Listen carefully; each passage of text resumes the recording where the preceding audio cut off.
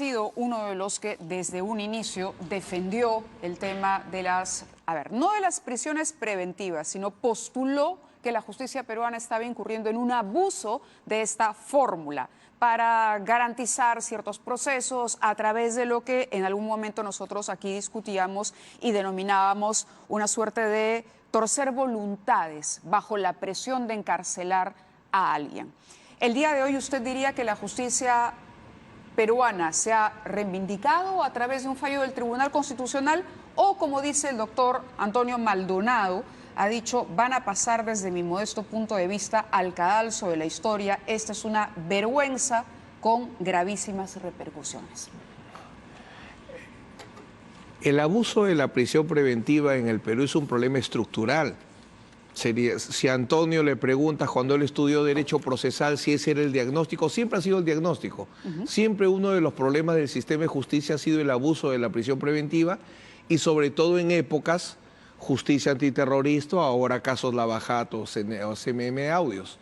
Entonces, lo que ha hecho el Tribunal Constitucional es consolidar una posición que marcó ya en el caso del expresidente Humala. Yo, con todo respeto, no comparto el criterio de un correcto magistrado como el doctor Eloy Saldaña, en el sentido de que la diferencia de los casos sea que en el caso del expresidente Humala no hubo pronunciamiento de la Corte Suprema, lo cual es correcto, ahí se logró la figura de la firmeza sobreviniente y que acá sí.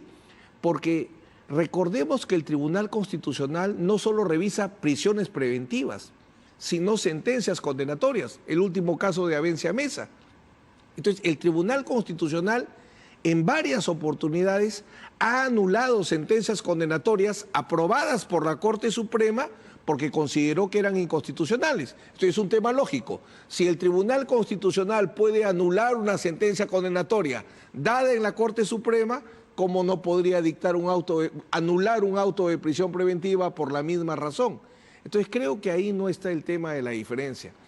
Igual, el Tribunal Constitucional consolida una posición, aunque todavía está pendiente, y creo que este Tribunal Constitucional lo que debería lograr es un precedente vinculante. Porque en el caso del expresidente Humala y ahora de Keiko Fujimori, como solo se alcanza 4 votos, no es suficiente. Es doctrina jurisprudencial, pero no alcanza a ser ese precedente vinculante que sea un faro rector del cual el Poder Judicial no pueda apartarse en ninguna circunstancia, ¿no? Ese es un pendiente. Con 5 votos. Con 5 arriba. Es decir, ¿este ha sido un triunfo de la señora Fujimori o de su defensa a las justas? Yo creo que es muy importante, por cierto, para un ser humano recuperar su libertad. Pero como bien han puntualizado todos, este no es un juicio de inocencia o culpabilidad. Sin duda alguna, el caso de Keiko y Fuerza Popular irá a juicio y en ese juicio tendrá que discutirse la inocencia o culpabilidad. ¿No le queda ninguna duda de que esto va a ir a juicio? Ninguna. Yo, ningún caso Lavajato o ningún caso CNM Audios, ningún caso emblemático se resuelve por camino corto o puerta falsa. La única posibilidad siempre es la sentencia, y esa sentencia será absolutoria o condenatoria.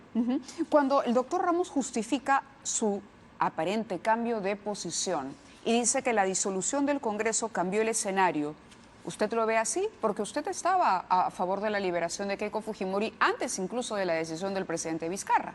Por supuesto. Nuestro análisis en esos temas desde la detención preliminar. Así es. Desde la detención preliminar consideraba, porque analizábamos si esa técnica de te quiebro la voluntad a través de una detención preliminar o prisión preventiva que funcionó tan bien en Brasil, debía ser replicada acá en el Perú. ¿Ahora cree que no ha funcionado en el Perú? Sí, por cierto, en el caso de... No, pero el hecho que funcione, la tortura también funcionaba. No, o sea, el hecho que funcione no la hace legal, ¿no? Y menos constitucional. Reconozco su utilidad y siempre lo he dicho. Que es útil, que es constitucional no lo es, obviamente. De acuerdo, ¿no? de acuerdo. No lo es. Pero en este tema, lo que yo aprecio es lo siguiente, ¿no? O sea, en el caso del doctor Ramos, si es que es eso, porque el doctor Blume lo que ha dicho que recién el jueves va a salir publicado, ¿no? Para conocer. Pero bueno, hemos buscado al doctor Ramos por cielo y tierra, no ha sido posible hablar con él, pero la producción encontró y me alcanzó estas declaraciones que le ofrece. Que el peligro procesal se habría debilitado. Así es, dice, sin embargo, reconoce la obstrucción. Dice, en este momento no habría, la hubo, pero hoy no puede verse en esos términos estáticos, sino dinámicos, porque ya no tiene 73 congresistas y por lo tanto el tema o el asunto, por ejemplo, del chat o de la posibilidad de votar para interferir en la designación de jueces y magistrados y torcer la justicia. Ahí sí coincido con el doctor Espinosa que, digamos, si no vamos a admitir los nuevos testimonios o elementos posteriores a la decisión del juez Concepción, porque lo que se analiza es los elementos de juicio sobre los cuales decide la prisión preventiva del juez Concepción. El 31 de octubre de 2018, los posteriores no deberían admitirse ni para la libertad ni para la prisión, ¿no? Creo que ese no era el argumento más adecuado. Me parece que la discusión debió darse si la conducta de terceros debía alcanzarle o no a la procesada para encarcelarla. Me parece que la discusión debió ir por ahí. Vamos a ver cómo han argumentado los otros tres jueces, ¿no? Claro, pero a ver, lo que decía el juez Carguancho era que, en efecto, Keiko Fujimori era la mujer en la sombra que dirigía esta presunta organización criminal. Y la presunta organización criminal era el partido político. Las conversaciones en el chat de la botica, era ella directamente la que enviaba órdenes a través de Pierre Figari para que se vote en tal o cual sentido. Pero eso fue más una inferencia del juez que el resultado de una prueba, ¿no? Es más, hasta donde recuerdo de la audiencia, sí, los famosos chats de la botica no formaban parte del proceso penal y los incorpora José Domingo Pérez, el fiscal, en plena audiencia de prisión preventiva. Ojalá que el Tribunal Constitucional se haya animado a revisar lo que no hace la Corte Suprema, a pesar que reconozco su extraordinario esfuerzo en este último acuerdo plenario.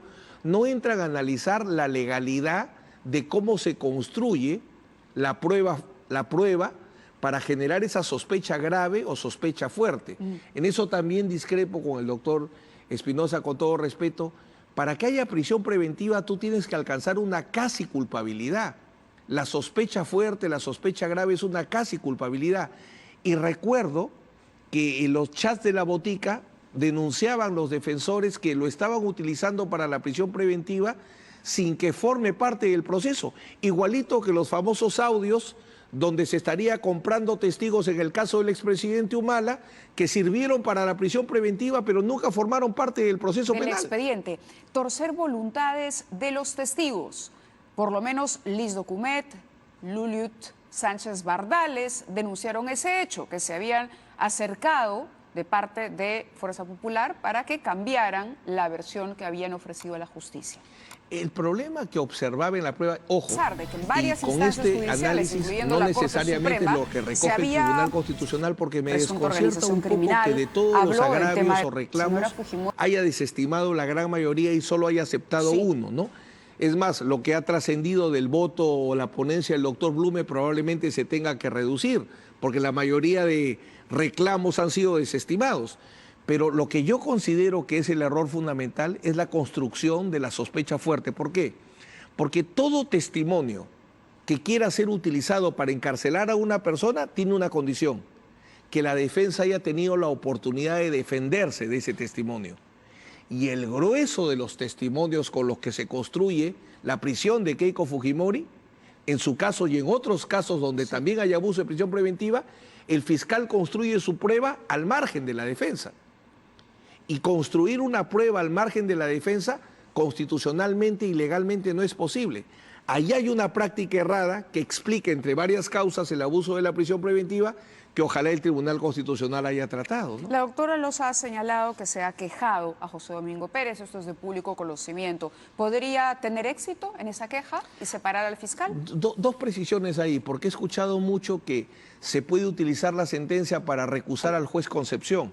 El juez Concepción ya está apartado del caso de Fuerza Popular por sus declaraciones en radioprogramas del Perú. O sea, él ya no forma parte del caso de Fuerza Popular. Y en el caso de José Domingo Pérez, sí es por la queja, por las filtraciones. Por las filtraciones. No sé si he comentado contigo, pero más allá de la razón que pueda tener la queja, me parece que el tema estructural de las filtraciones que existen, no solo de ahora, sino desde hace un buen tiempo, no deberían ser tratadas en una queja individual contra un fiscal como José Domingo Pérez, sino como un caso que la Fiscalía de la Nación debería abarcar respecto al problema, no respecto a una queja, porque así como cuestionamos la oportunidad de José Domingo Pérez para ciertos actos de investigación, podría igualmente cuestionarse la queja por la oportunidad. Entonces no creo que esto deba ser tratado, lo de las filtraciones, como un tema individual de un fiscal, sino como un problema estructural que debería abordar, por cierto, la fiscal de la Nación. ¿El fondo de la queja usted lo considera válido? Es decir, estas filtraciones que la defensa señala no conocía, documentos que llegan a la prensa antes. Yo he señalado en otra oportunidad que es claro que hay una estrategia de la Fiscalía decidida a que Keiko Fujimori no logre su libertad. Y esto empieza en la Corte Suprema. Cada juez que nombraban, un audio que aparecía extrañamente en la prensa. Luego el testimonio de Montesinos, que lo resucitaron, acá contigo lo comentamos. Luego aparecen todas estas declaraciones, primero la de Jorge Yoshiyama, que aparece en la prensa y que la defensa la venía buscando y no la encontraba. Entonces, evidentemente, ha habido una estrategia desde la Fiscalía permitiendo que salgan informaciones que tendrían como condición previa la posibilidad que las conozca la defensa, ¿no? De acuerdo, pero el tribunal ha tomado una decisión al margen de lo que en su momento la doctora Loza consideró era una presión mediática para forzar o inclinar la decisión del tribunal. El ataque a la independencia judicial, como otras veces hemos conversado, para mí el principal problema del sistema de justicia es independencia e imparcialidad. Más que corrupción, porque no todos los jueces son corruptos, ni todo el mundo corrompe. El problema fundamental es independencia y imparcialidad. En el tema de la independencia, lo que hay que proteger no es que al juez lo quiebren, sino que no haya presiones para que dependa de si el juez es valiente o es cobarde. O sea, la garantía de la independencia es que no existan presiones. Mi maestro, el doctor Santos Quiquisola, decía que no hay independencia del Poder Judicial, sino independencia de los jueces, y depende de cada uno y su conciencia, lo cual la realidad demuestra que es cierto.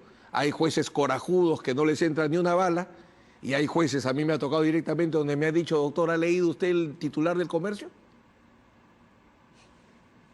De acuerdo, doctor Nakazaki, le agradezco que haya estado Gracias con nosotros también, esta noche para precisar algunos puntos. Y bueno, seguramente conversaremos porque como conversábamos más temprano con la doctora Loza, esto continúa, la historia de la investigación de Keiko Fujimori continúa. Y se viene fuerte todavía. Y se viene fuerte y sigue el desfile de los empresarios. Por cierto, mañana continúan también algunos otros acercándose a la Fiscalía a rendir su testimonio, así que ustedes tendrán la información de primera mano, como siempre, aquí en Canal N. Muchísimas gracias de nuevo. Gracias, Javier. Gracias a ustedes. Hasta mañana a las 9. Están servidos.